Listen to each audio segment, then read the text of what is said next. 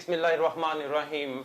Coming to you from University of Management and Technology, I am Ahmad Sohail and you are watching UMT TV and listening to FM 98.2. And a very warm welcome to the show, The Power of Books with Mr. Asadullah. Assalamu alaikum. Wa alaikum assalam. Sir, today once again we have the pleasure of having you. Thank you very much. It's an honor for me and a great pleasure always to be Sir, here. same is here. Sir, in Pakistan, we have different ethnic variations. We have different demographic landscapes. We have a multicultural society. What does it mean to be a Pakistani? Oh, but it's wonderful to be a Pakistani. Actually, you can look at culture in two ways. You can look at it looking inwards, or you can look at it looking outwards. If you look at it inwards, then you go on seeing little of it. Your view goes on diminishing. Your arena of visibility goes on decreasing. And if you look at it the opposite way, then you find that yes, diversity is there, but it is not a divisive factor. It is a uniting factor. You see the commonality between where you would not have seen it before. So it all depends. Your view of culture, my view of culture, all depends on this basic point of vision. How do I perceive it? How do I perceive my culture? Do I, if you have come from one cultural area and I come from another, and if I look at the commonalities, then it will bring us closer. And if I look at the differences and start highlighting them, start emphasizing them, then it's very possible that one day we will go to war over culture, which would be a very stupid thing to do, but this stupid thing is happening all around the world, and it has happened all around the world through history.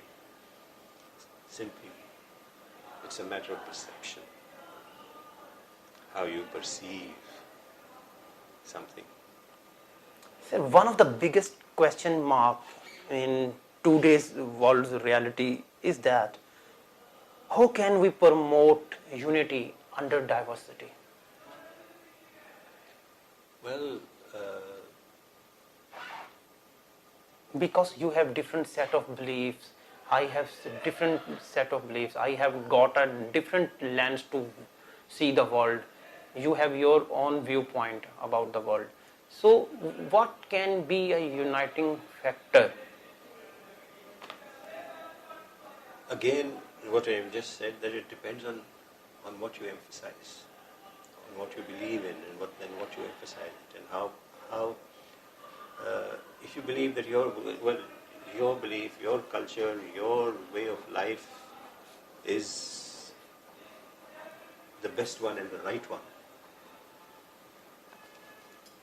it automatically follows. Then you see, okay, if mine is the best, then that means others are either second best or third best or whatever. And therefore, and it follows from that my belief, my way of life, my culture should be respected by the members of the other cultures. And they should recognize this fact, which I'm believing in. So, when everybody starts believing like that, what will happen? We will start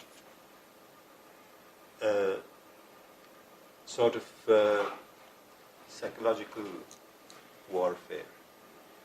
What I mean by sort of psychological warfare is that we will start ridiculing each other, we will start making stories about each other, which show that the other culture is much inferior to ours, and so on. And what will happen? Divisiveness will take place. In the next generation, this thing will be internalized with an intensity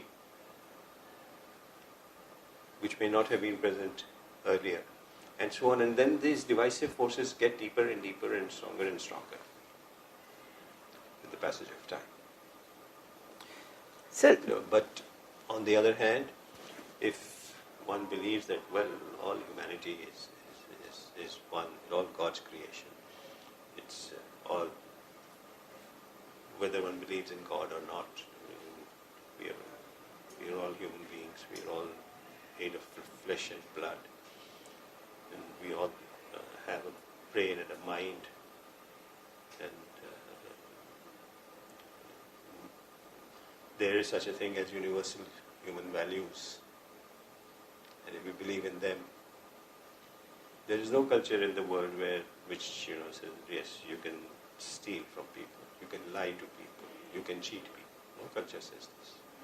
So there are common beliefs, common factors among human beings. So if you emphasize them, the next step comes is this: you understand that other people, other human beings, they have their differences, they have a different way of life. Basically, all ways of life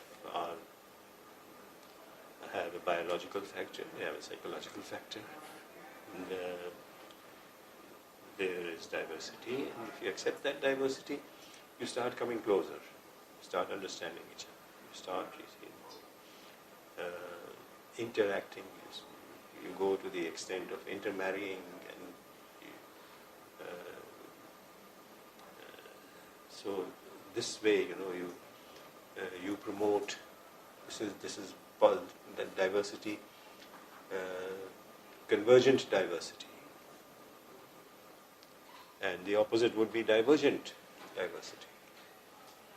So there are no limits to how close you can come, and there are no limits to how far you can get from each other. Sid, how do you think that culture and intergenerational gap can coexist with each other? Because the generation before us, the generation X, I belongs to the generation Y, and the new generation it is called the generation Z, or the internet generation. So the culture values, the set of the belief, and the thinking pattern changes with the passage of the time. So there is a gap emerged between the generations. How the culture can address the intergenerational gap? Well, again, there is no definitive answer to this question, because the question itself is not definitive.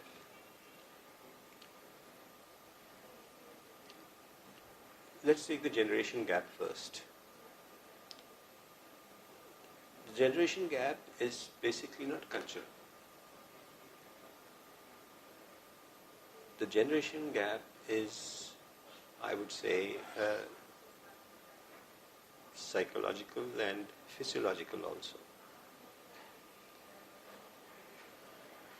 Where does it start? It starts with the parent generation being protective, and the next generation, which the parent generation is trying to protect, exerting its right to think and believe for itself. Now,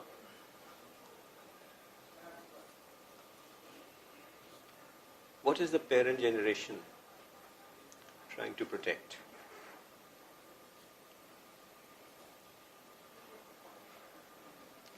trying to protect its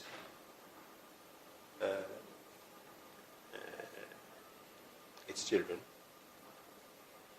the next generation, and at the same time to protect its way of life, its culture. And how does it protect it? By infusing it into the next generation. So very well said, sir. Very good points that you bring into the discussion, sir. Thank you. So, and now the new generation, let's say the next generation, that is, its point of view is little different from the earlier generation. For Generation X, TV was a wow thing. A very new phenomena. For the Y generation, it became commonplace and a necessity. And for the Z generation, or Z generation as it likes to call itself, it's something that is redundant. It's just a monitor. You can attach it to the you can use it as a TV, you can attach it to your computer, you can use it in so many different ways. So, technology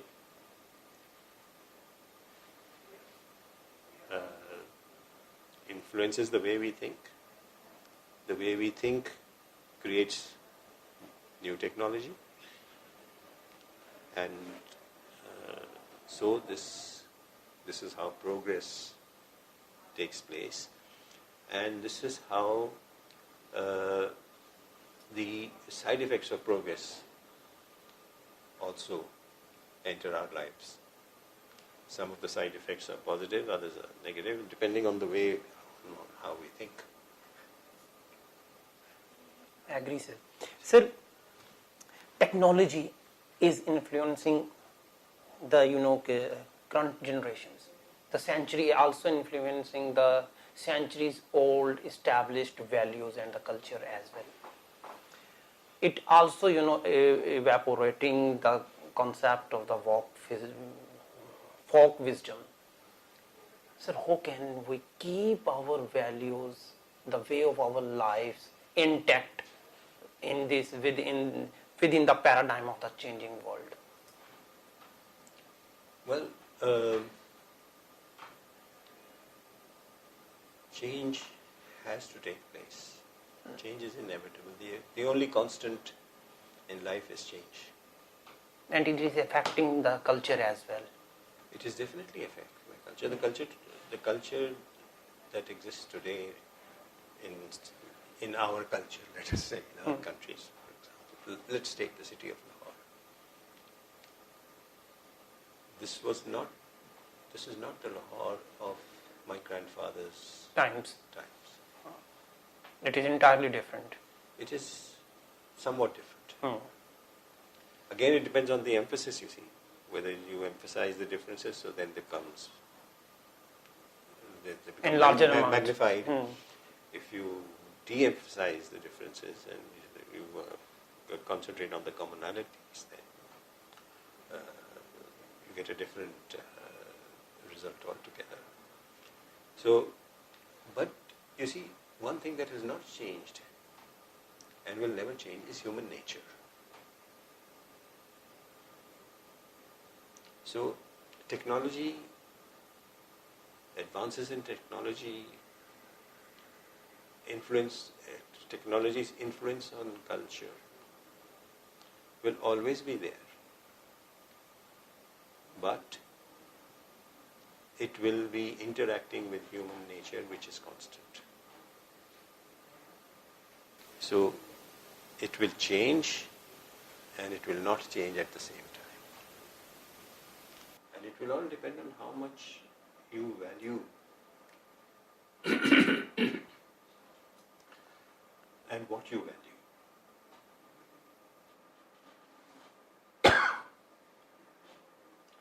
look at this, the way polio is the response of Pakistan to polio. Pakistan is one of the 3 countries where polio exists. Otherwise, it has been eradicated from the rest of the world. Even countries which are far underdeveloped than us, even there, it has been eradicated. But here, we continue to face this menace. Why? Because wrongly it is being identified with our religion, our culture. And it is nothing but, revanchism that is holding us back from becoming a polio-free country. So this is the negative impact of culture. Exactly, sir, exactly. Sir, do you think that the centuries-old traditions, and values, the established values, sometime hinder the progress of the culture? Indeed. And since some peoples are of the view that the multinational companies, the corporate sector, are trying to bring the uniformity, they are trying to bring the one and the same culture around the world. Because there was a time, when we take nap during afternoon, but with the advent of a corporate culture, the commercialism into our life, we forget those ways of life. Because the taking nap during afternoon, help you to keep active yourself for the rest of the day. That's right, but it was not followed as a rigid rule before the advent of technology, let us say. I'm talking about the multinational companies, the corporate sector. They have the routine of their works from 9 to 5 and even beyond 5, and they have given you their mobile phones, their laptop, and you are always supposed to be on work. Well, let me give you some good news. Yes. There is a change, a very visible and very obvious change taking place in the so-called high-tech societies also. That the afternoon nap is now being promoted. Again, yes. We did not promote it. Have you ever seen a shopkeeper putting down his shutters in the afternoon and saying, I'm taking my siesta or I'm taking my Ullah? Have you ever seen a shopkeeper doing that? Never, sir. Never? Yes, sir. No, so you see, he is not bombarded by any form of technology or Western, the Western work ethic or whatever you may call it. So even here, you see, everybody didn't take an afternoon nap. Yes, because it was very hot. Most of our country is hot, and in summers it can be very hot. So automatically people avoid going out in the heat of the day, in the noon and afternoon, you see. They wait for things to cool down. I remember in my childhood, the traffic on the roads during the afternoon, midday, would reduce to very visibly. It would reduce, you see. You find very few people going out. And those who would, they would go out wearing solar hats and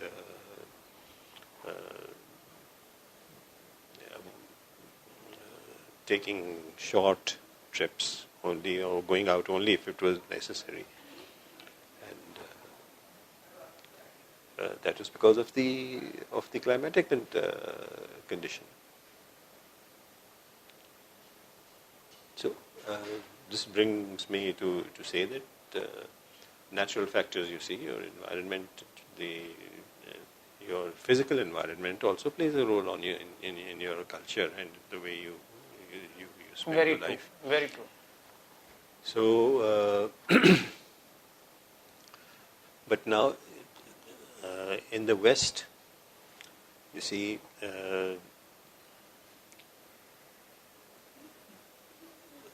Maxwell Taylor's scientific approach is still there, but its scope has been limited by the human factor. The human being is a type of machine, but is not a machine as such, in which you pour fuel, you run it, you maintain it, and even this machine which you take such good care will not last forever. Exactly. And the human being is a machine plus, plus, plus. So you can't just go on, you see, putting in your inputs and getting your output like that. You have to treat it as a whole. You have to have a holistic approach towards the human factor in production. And you have to take care of the total person. That is why you find that every office worth the name has a gymnasium. Every good office is. Yes. Every good office. They have a gymnasium or an access to a gymnasium, to a health club, and they encourage their members to subscribe to those clubs, you see, to become members. Why? Because they build the human side of enterprise. Exactly, sir. Discussing issues with Mr. Asadullah is always very beneficial. His discussion is always very informative and instructive. His thinking patterns are always positive and constructive. We will bring new dimensions to the subject of the culture in our next program. Until Allah Hafiz.